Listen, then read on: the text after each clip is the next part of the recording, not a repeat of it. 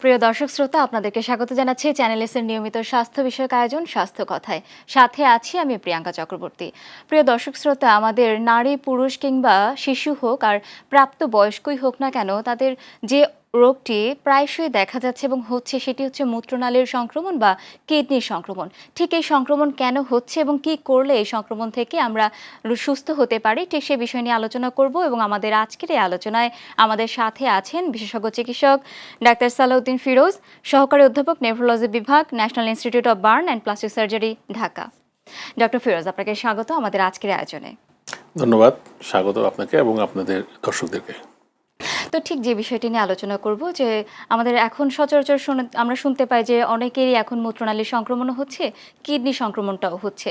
ঠিক নেফ্রোলজি বলতে আমরা বুঝি যে মূত্রনালীর যে সংক্রমণটা, এটা কেন হচ্ছে এবং এটা কি আসলে?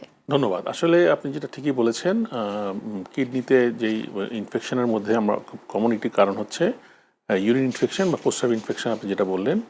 তো এটা আমরা যেটা বলি যে আসলে এটা সাধারণত খুব কমন বা খুব কমন দেখা যায়, সেটা হচ্ছে যারা 15 থেকে 45 বছর বয়সের মহিলাদেরকে কমন দেখা যায়। এছাড়াও কিন্তু আমাদের কাছে একটা রিস্ক ফ্যাক্টর কিছু আছে, যাদের ডায়াবেটিস আছে, যাদের আগে থেকে কিডনি রোগ আছে, কিছু কিছু শিশুদের ক্ষেত্রে, বয়স্কদের ক্ষেত্রে এবং পুরুষদের ক্ষেত্রে কিন্তু রিস্ক বেশি আছে। এটা বিভিন্ন কারণে হয়, তবে সাধারণত মহিলাদের ক্ষেত্রে যদি তাদের শারীরিক গঠনের কারণে হতে পারে। এছাড়া যারা ডায়াবেটিস আছেন, যাদের আগে থেকে কিডনি রোগ আছে, তাদেরও কিন্তু তারা রিস্কের মধ্যে থাকেন। এই ব্যাপারটা যে বলছেন যে এক্ষেত্রে 15 বছরের বয়স যাদের, তাদের বেশি হচ্ছে, এক্ষেত্রে কি নারীদের বেশি হচ্ছে না? নারীদের বেশি হচ্ছে। 15 নারীদের। থেকে 45 বছর বয়সী নারীদের এটা খুবই কমন একটি ইনফেকশন হচ্ছে ইউরিন ইনফেকশন। আচ্ছা, কারণটা কি তাহলে? কারণ এটা শারীরিক ভিত্তিক কিছু কারণে মহিলাদের নালীটি একটু ছোটো হয় এবং তা যেভাবে থাকে তাদের শরীরে, তার কারণে একটু বেশি হয়। এছাড়া যাদের গর্ভবতী যারা থাকেন, তাদের ক্ষেত্রে কিন্তু তারা একটু রিস্কের মধ্যে থাকেন। যাদের যদি ইউরিন ইনফেকশন হয়, সেটা খুব সাবধানে আমাদেরকে রোগ নির্ণয় করে চিকিৎসা দিতে হবে। আচ্ছা, এক্ষেত্রে দেখা যাচ্ছে যে নারীদের বেশি হচ্ছে যেহেতু, তাহলে নারীদের অবশ্যই কিছু সতর্কতা অবলম্বন করা উচিত। এক্ষেত্রে আপনি কিভাবে বলবেন যে আসলে কি কি সতর্কতা একজন নারীর অবলম্বন করতে হবে? যে আসলে আমাদের সবারই সতর্কতা থাকতে হবে। এর মধ্যে একটি প্রধান কারণ হচ্ছে আসলে পর্যাপ্ত পরিমাণ পানি পান করা। যেমন আমরা সাধারণত যেটা বলি 1.5 থেকে 2 লিটার, বেশি যদি গরম পড়ে অথবা বেশি ঘাম হয়, সেক্ষেত্রে একটু বেশি বাড়িয়ে খেতে হবে। আবার পেশাবটা বেশিক্ষণ চেপে রাখা যাবে না। ব্যক্তিগত পরিষ্কার পরিচ্ছন্নতা মেনটেন করতে হবে। তাছাড়া যদি এটা কারো কোনো আগে থেকে কোনো রোগ থাকে, যেমন বিশেষ করে যারা ডায়াবেটিক আছেন, কিডনি রোগ আছেন অন্য কারণে, এছাড়া যারা শিশু এবং যারা বয়স্ক, তাদেরকে ক্ষেত্রে কিন্তু সচেতন হতে হবে এবং লক্ষণ দেখা দিলে তখন চিকিৎসকের শরণাপন্ন হতে হবে। আচ্ছা, ঠিক লক্ষণের কথা যদি আসে, সেক্ষেত্রে আসলে কি কি লক্ষণ আমরা এই ক্ষেত্রে দেখব? যে আমরা খুব কমন যদি আমরা বলি, একটা প্রধান একটা কারণ হচ্ছে আসলে আমরা বলি যে ইউরিন পাস করার সময়, প্রস্রাব করার সময় জ্বালা পোড়া করে। এছাড়াও কিন্তু আরও কিছু লক্ষণ আছে, যেমন আসলে ঘন ঘন পেশাব হওয়া, ঠিক পরিপূর্ণভাবে না হওয়া, একবার করলে আবার করতে চাবে। এছাড়া তলপেটে ব্যথা হতে পারে। এগুলো খুব কমন লক্ষণ, এইগুলো একটু খেয়াল রাখতে হবে। এছাড়াও কিন্তু যদি সিরিয়াস হয়ে যায়, সেক্ষেত্রে কিন্তু জ্বর হতে পারে, কাঁপুনি দিয়ে, বিশেষ কাঁপুনি দিয়ে জ্বর যদি আসে, সেই ক্ষেত্রে কিন্তু আমাদের তলপেটে ব্যথা, কোমরের দুই পাশে, মেরুদণ্ডের দুই পাশে যদি ব্যথা হয়, সেগুলো কিন্তু লক্ষণ হিসেবে আমরা চিহ্নিত করব। আচ্ছা, এটা অনেক ক্ষেত্রেই হয় যে অনেকেরই কোমরে ব্যথা হচ্ছে বা যেটা তলপেটে ব্যথা হচ্ছে, প্রস্রাবে জ্বালাপোড়া হচ্ছে, তাহলে অবশ্যই এই লক্ষণগুলো মূত্রনালীর যে সংক্রমণ সেটিকে নির্দেশ সম্ভাবনা করে, বেশি। জি, সম্ভাবনা জি। বেশি। ঠিক একইভাবে যদি জানতে চাই কিডনি সংক্রমণটাকে আমরা কিভাবে আর কি দর্শকদের বোঝার জন্য বলবো? জি, আসলে এটাই আসলে যেটা আমি বলেছিলাম যে ইউরিন ইনফেকশন বা প্রস্রাব ইনফেকশন কিন্তু খুবই কমন একটি ডিজিজ। তাই যখন অনেক সময় সিরিয়াস হয়ে যায়, চিকিৎসা দেরি হয়, তখন কিন্তু তার থেকে কিন্তু কিডনিতেও ইনফেকশন হতে পারে। মানে আমাদের প্রস্রাব থেকে, আমাদের প্রস্রাবের থলি, প্রস্রাবের নালী এবং মূত্রনালী থেকে কিডনিতে ইনফেকশন ছড়িয়ে যেতে পারে।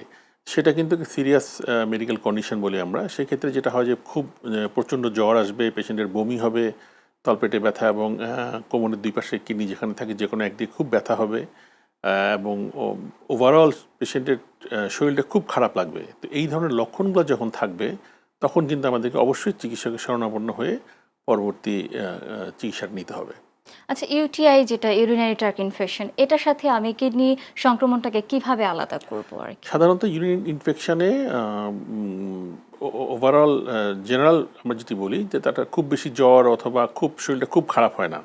কিন্তু যদি কিডনি ইনফেকশন হয়ে যায়, সেক্ষেত্রে কিন্তু জ্বরটা খুব বেশি হবে, সেই সাথে শরীর খুব খারাপ হয়ে যাবে, রোগী বারবার বমি করছে, কিচ্ছু খেতে পারছে না, খুবই দুর্বল হয়ে পড়তেছে, বা তলপেটে খুব ব্যথা আছে।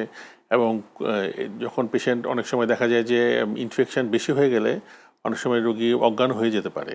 তো এই ধরনের যখন লক্ষণগুলো দেখা দিবে, রোগী খারাপ হতে থাকবে, এগুলো আবার বিশেষ করে হয় যেমন বিশেষ করে গর্ভবতী মহিলাদেরকে, বিশেষ করে ডায়াবেটিক পেশেন্ট যারা যারা আগে থেকে কোনো কারণে আনকন্ট্রোল ডায়াবেটিস আছে, কিডনি রোগ আছে যাদের, ক্রিয়েটিন বেশি, তাদের কিন্তু কিন্তু এই ধরনের লক্ষণগুলো যদি হয়, খুব জ্বর এবং আরও যা যা বললাম, তখন কিন্তু আমাদেরকে এটা মনে করতে হবে যে এটা ইনফেকশনটা সিরিয়াস হয়ে গেছে এবং কিডনি ইনফেকশন হওয়ার সম্ভাবনা অনেক বেড়ে গেছে। আচ্ছা, এই যে সংক্রমণটা হচ্ছে, কেন হচ্ছে? তো এটা বেশিরভাগ ক্ষেত্রে আসলে অনেক সময় আমরা কারণ পাই না, কিন্তু সেক্ষেত্রে আবার যাদের রিস্ক ফ্যাক্টর আমরা বলেছি, তাদের যদি কোনো কারণে ডায়াবেটিস থাকে, প্রেগনেন্ট মহিলাদের খুব গর্ভবতী মহিলাদেরকে এটা খুব কমনলি হয়।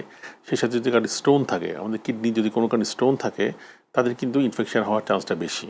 এবং অনেক সময় আমরা দেখি যে অনিয়ন্ত্রিতভাবে কিন্তু অনেকে পানি কম খাচ্ছে, বা অনেক সময় অনেকে দেখা যায় যে অ্যান্টিবায়োটিকও অনিয়ন্ত্রিত ব্যবহার করছেন, তাদের ক্ষেত্রেও কিন্তু এটা সিরিয়াস হয়ে যেতে পারে।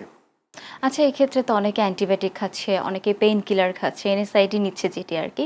তো সেক্ষেত্রে যদি কোনো রোগী পেইন কিলারটা বেশি পরিমাণে নেয়, তাহলে অবশ্যই কিডনিতে একটা ইফেক্ট ফেলবে। সেটি আসলে কি হতে পারে?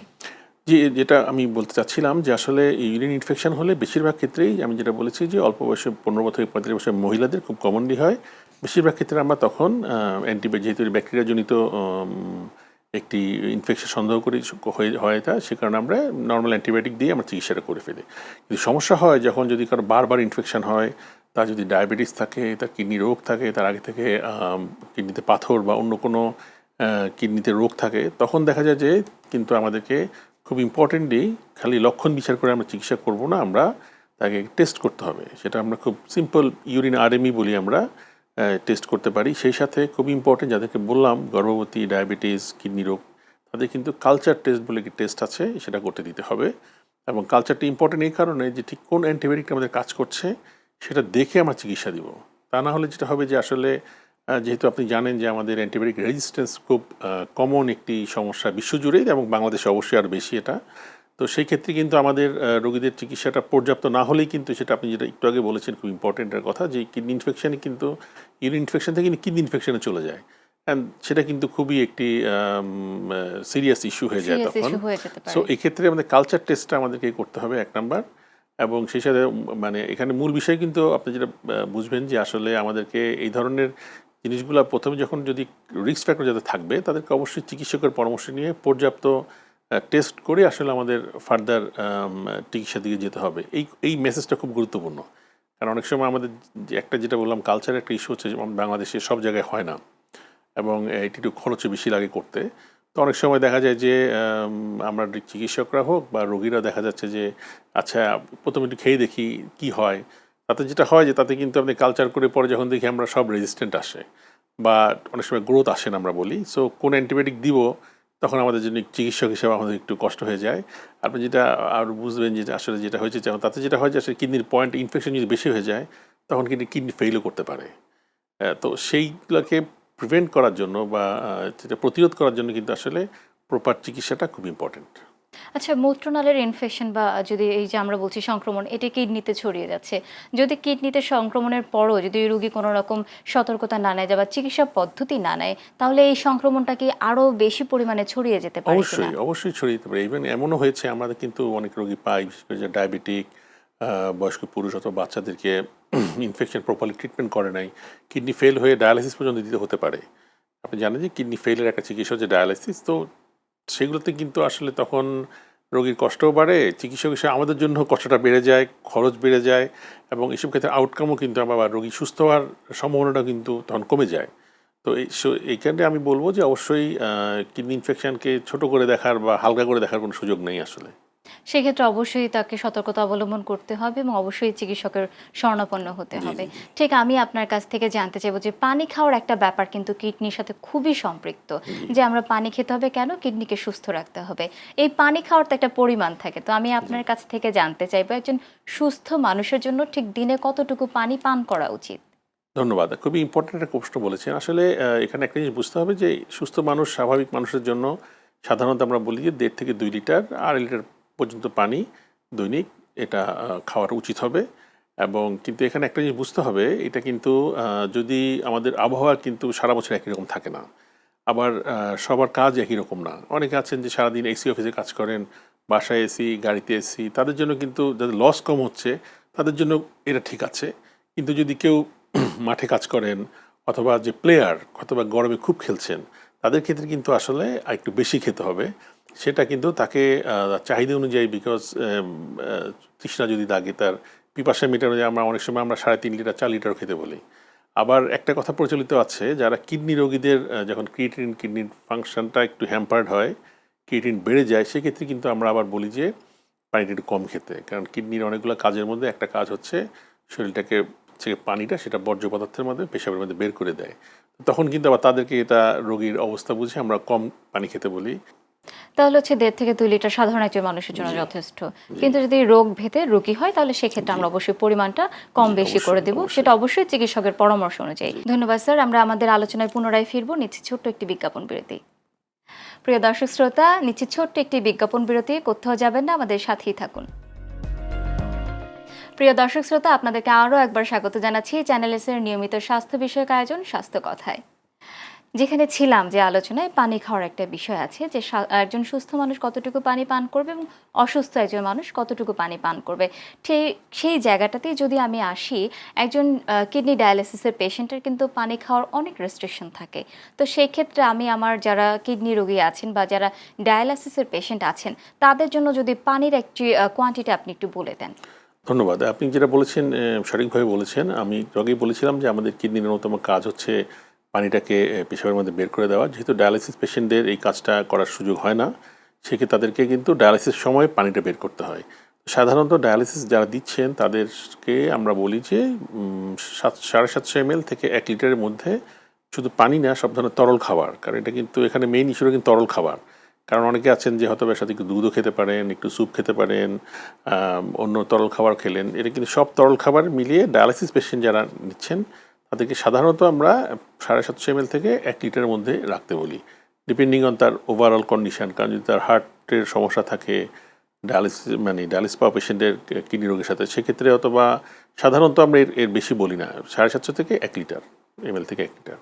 আচ্ছা, এই ক্ষেত্রে আরও একটি বিষয় জানতে চাইবো, যে অনেকেই অ্যালকালাইন ওয়াটার খাচ্ছেন বা ডিটক্স ওয়াটার খাচ্ছেন, যে অনেকেই দেখা যাচ্ছে তাদের স্বাস্থ্য সচেতনতার জন্য বা অনেকেই ডায়েট করছে, সেক্ষেত্রে এই পানিগুলো পান করছে, এই ক্ষেত্রে কি কোনো রকম সমস্যা হতে পারে কিনা? না, সাধারণত আসলে পরিমাণ অনুযায়ী খুব বেশি যদি খেয়ে থাকেন, আসলে আমি মনে করি এগুলোতে খুব বেশি বেনিফিট নেই। এবং আমরা অ্যাজ এ চিকিৎসক হিসেবে আমরা কিন্তু এই ধরনের জিনিসগুলোকে আমরা এন্ডোর্স করি না। ঠিক একই সাথে জানতে চাইবো, একজন মূত্রনালীর সংক্রমণের পেশেন্ট বা কিডনি সংক্রমণের পেশেন্ট যদি আপনার কাছে আসে, তাহলে প্রাথমিক অবস্থায় আপনি তাকে কি কি পর্যবেক্ষণের জন্য বা পরীক্ষা নিরীক্ষার জন্য বলে থাকবেন? জি, ধন্যবাদ। আসলে খুব কমনলি আমি যেটা বলেছিলাম, অনেকেই কিন্তু আমাদের দেশে আমরা যখন রোগী দেখি তখন বলেন যে তাদের জ্বালাপোড়া, পেশাবে জ্বালাপোড়া হলেই মনে করেন ইউরিন ইনফেকশন। সবসময় কিন্তু ঠিক না। সেক্ষেত্রে আমাদেরকে প্রথম যে টেস্টটা করতে হবে সেটা হচ্ছে urine for routine microscopic examination, আমরা সংক্ষেপে লিখি ইউরিন RME বা RE। তো সব ল্যাবে এটা হয়, এটা করলে কিন্তু আমরা সহজ করে বুঝতে পারি। 1 নাম্বার। সাথে সাথে আমি যদি বলি যে আমি একটু আগে যেটা বলেছি, যাদের ডায়াবেটিস আছে, যাদের কিডনি রোগ আছে আগে থেকে, স্টোন সন্দেহ করছি, অথবা যাদের বাচ্চা অথবা বয়স্ক পুরুষ, তাদের ক্ষেত্রে কিন্তু অবশ্যই urine culture for sensitivity, urine সংক্ষেপে লিখি ইউরিন ফর CS, এটা কিন্তু অবশ্যই করতে হবে। কারণ তা না হলে আমরা আমাদের অভিজ্ঞতা থেকে দেখেছি যে আমরা নর্মালি যখন আনকমপ্লিকেটেড বা যারা সাধারণ রোগীদের যাদের হয়, তাদেরকে যে অ্যান্টিবায়োটিক দিয়ে আমরা চিকিৎসা করি, সেটা কিন্তু সবসময় এটা তাদের ক্ষেত্রে কাজ করে না। সো অ্যান্টিবায়োটিক দেখে না নিলে কিন্তু এটা একটা ইস্যু থাকবে। তারপর আমরা যেটা করি, সাধারণত যদি রোগীকে আমরা মনে করি যে ইনফেকশনটা সিরিয়াস পর্যায়ে গেছে, সেক্ষেত্রে কিন্তু রোগীর আমরা CBC বা কমপ্লিট ব্লাড কাউন্টটা করি যে ইনফেকশন কতটুকু বোঝার জন্য। সেই সাথে ক্রিয়েটিনিন লেভেলটা দেখে নিতে হয়, কারণ আমরা বলেছি যে ইউরিন ইনফেকশন থেকে কিন্তু অনেক সময় কিডনির পয়েন্টও বেড়ে যেতে পারে। আর শেষে আমরা যেটা করি যে একটা ultrasonogram of kidney and urinary bladder, তো ওভারঅল কোনো স্ট্রাকচারাল অ্যাবনর্মালিটি, স্টোন অথবা অন্য কোনো কিছু আছে কিনা দেখার জন্য।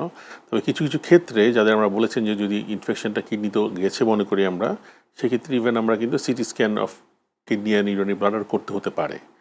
ওগুলো করেই কিন্তু আমাদের যেটা বলছে রোগী টু রোগী ভ্যারি করে, সেটা করে আমরা চিকিৎসা সিদ্ধান্তে আসি, চিকিৎসাটা ঠিক করি, প্ল্যানটা ঠিক করি।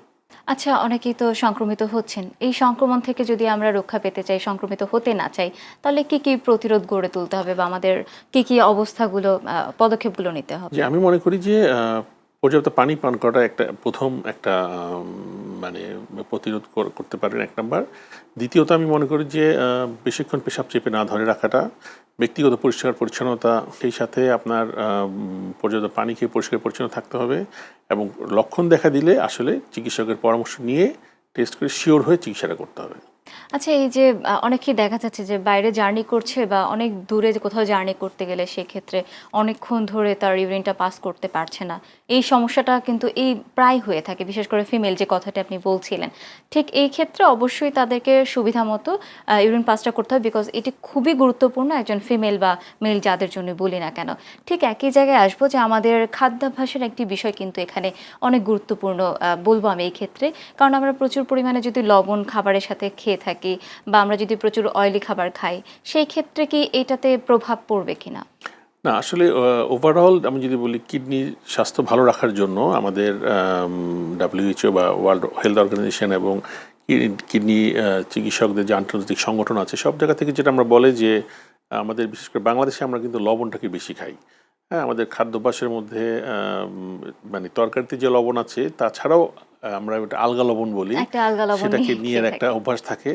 এবং কেউ কেউ আবার বলে যে ডাক্তার তো বলছে কাঁচা লবণ খেতে না, সো আমি একটু ভেজে খাই। হ্যাঁ, হ্যাঁ। সো লবণ কিন্তু লবণই, সেটা আপনি পিঙ্ক সল্ট খান, হিমালয়ান সল্ট খান, লবণ লবণই, ঠিক আছে। সো এটা কিন্তু আমাদের কিডনির জন্য ক্ষতি করে, প্রেশার বাড়ায়। সো আমি মনে করি যে এটা আসলে আমাদেরকে অ্যাভয়েড করতে হবে, যেটা তরকারিতে আছে সেটাই খাবেন, ঠিক আছে। সো এই ব্যাপারটা কিন্তু আসলে সচেতন থাকার সুযোগ আছে। আচ্ছা, এক্ষেত্রে আরো একটি বিষয় যদি আসে যে আমাদের দেশে তো অনেকেই এখন ধূমপানের আসক্ত হচ্ছে বা ধূমপান করছে। সেই ক্ষেত্রে আসলে এই সংক্রমণের কতটুকু সম্পর্ক রয়েছে? দেখুন, ধূমপান তো আসলে আমি যেটা বলেছিলাম যে আসলে একটা সব ধরনের কার্ডিয়াক, মেটাবলিক এবং কিডনি ডিজিজের সাথে সরাসরি সংযুক্ত। আমরা যেটা দেখি যে smoking is a risk factor for all of the all disease. Of the disease. তো সেক্ষেত্রে আসলে আমাদেরকে অবশ্যই ধূমপানটাকে একদমই ত্যাগ করতে হবে। অনেকে এখন ভেইপ বা বিভিন্ন ধরনের অন্য ধরনের জিনিস বলেন যেহেতু, কিন্তু সেগুলো কিন্তু আসলে বিভিন্ন গবেষণায় দেখা গেছে যে নিরাপদ নয়। ঠিক এই জায়গাতেই জানতে চাইছিলাম যে অনেকে এখন সিগারেট স্মোক করছে না যে আমি সিগারেট নিচ্ছি না। আমি সিগারেট নিচ্ছি না, কি নিচ্ছি? আমি ভেপ নিচ্ছি। তাহলে এই ভেপটা আসলে অনেকেই ভাবছে যে না, এটার থেকে ভালো। এটা থেকে কোনো ক্ষতি হচ্ছে না। আসলেই কি তাই নাকি? সবই কিন্তু আসলে কেমিক্যাল। হ্যাঁ, ওদিকে হচ্ছে নিকোটিন, এদিকে অন্য কেমিক্যাল দিচ্ছেন। কিন্তু আমাদের বিভিন্ন গবেষণায় দেখা গেছে যে আসলে কোনোটাই সেফ বলার আসলে সুযোগ নেই। সুযোগ নেই। যদিও ভেইপ তো আসলে খুব বেশি দিন হয় না, সিগারেটটা দীর্ঘদিন ধরে চালু আছে। সিগারেটের ব্যাপারে স্ট্রিক্ট নিষেধাজ্ঞা আছে আমাদের, কিডনি ডিজিজ বলেন, হার্ট ডিজিজ বলেন, ঠিক আছে। ভেপের ব্যাপারেও আসলে আমাদের আমরা সাজেস্ট করার সুযোগ নাই। মানে এটার বদলে ওটা ভালো বলার সুযোগ কোনোভাবেই নেই। তাহলে দুটোই আসলে ক্ষতিকর। অবশ্যই, ঠিক একই অবশ্যই। সাথে জানতে চাইবো, অনেকেই দীর্ঘদিন ধরে পেইন কিলার নিচ্ছেন, এনএসআইডি নিচ্ছেন বিভিন্ন ধরনের। তো সেই সকল রোগীদের জন্য আপনি কি বলবেন যে আসলে তাদের কিডনিকে সুরক্ষিত রাখার জন্য অবশ্যই দীর্ঘদিন তো পেইন কিলার না, চালানোটা ঠিক না। অবশ্যই আপনি যেটা বলছেন কিডনি খারাপ করার অন্যতম প্রধান একটা কারণ কিন্তু এনএসআইডি বা কড়া এনএসআইডি। ব্যথার ওষুধ বলি আমরা বাংলাতে। সো এটা কিন্তু আমাদের দেশে একটা হচ্ছে যে মানুষ শ্রমজীবী হোক বা যেভাবেই হোক, বিভিন্ন কাজ করতে ব্যথা হয়, খুব তাড়াতাড়ি তারা ব্যথানাশকের জন্য খুব ব্যবহার হয়, যেহেতু আমাদের কোনো প্রেসক্রিপশন লাগে না। সো এটা ব্যবহার করে, এবং এটাও কিন্তু আমাদের one of the common cause. যেটা আমি বলতে চাচ্ছি যে অ্যাকিউট কিডনি ফেইলিওরের যে কজগুলো ওয়ার্ল্ড ওয়াইড থাকে, তার মধ্যে বাংলাদেশের জন্য বা একটা ইম্পর্টেন্ট কজ হচ্ছে ওয়াটারি ডায়রিয়া, আর হচ্ছে ব্যথার ওষুধ। সো এটা কিন্তু আমি মনে করি যে অবশ্যই কোনোভাবেই এটা হঠাৎ করে হলে দেখাতে পারবে, একটা দুটো খেতে পারবেন, কিন্তু চিকিৎসকের পরামর্শ নিয়ে কি কারণে হলো, কারণ যে কোনো ব্যথা তো একটা উপসর্গ, ঠিক কী কারণে হলো এটা দেখে কারণ নির্ণয় করে তারপর চিকিৎসার দিকে যেতে হবে।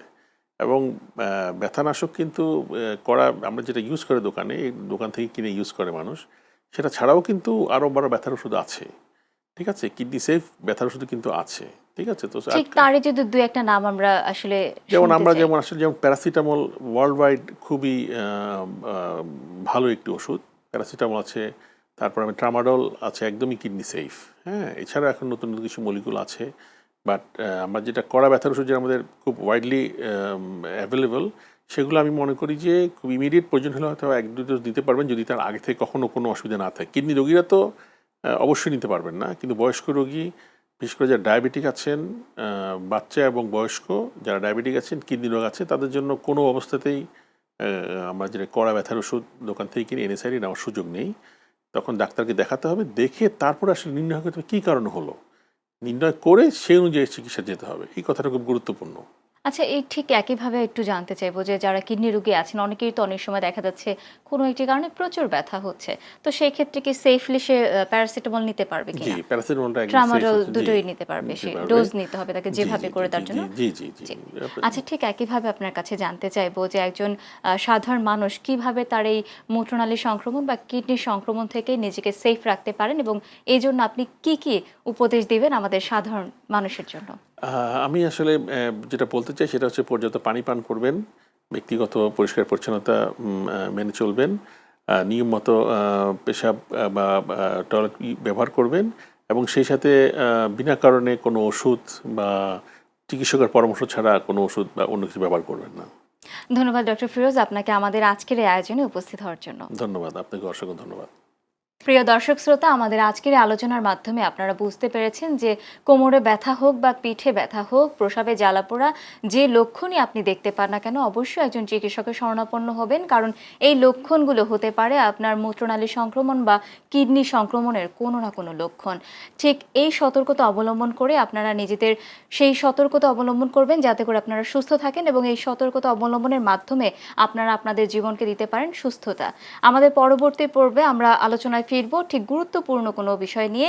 ততক্ষণ পর্যন্ত ভালো থাকুন, সুস্থ থাকুন, এবং আমাদের ফেসবুক পেজ এবং ইউটিউব চ্যানেলের মাধ্যমে আপনারা আপনাদের গুরুত্বপূর্ণ প্রশ্নগুলো রেখে যেতে পারেন, যে প্রশ্নের উত্তর আমরা পরবর্তী পর্বে দেওয়ার চেষ্টা করব। প্রিয় দর্শক শ্রোতা, ততক্ষণ পর্যন্ত ভালো থাকুন, সুস্থ থাকুন, চ্যানেল এস এর সাথেই থাকুন।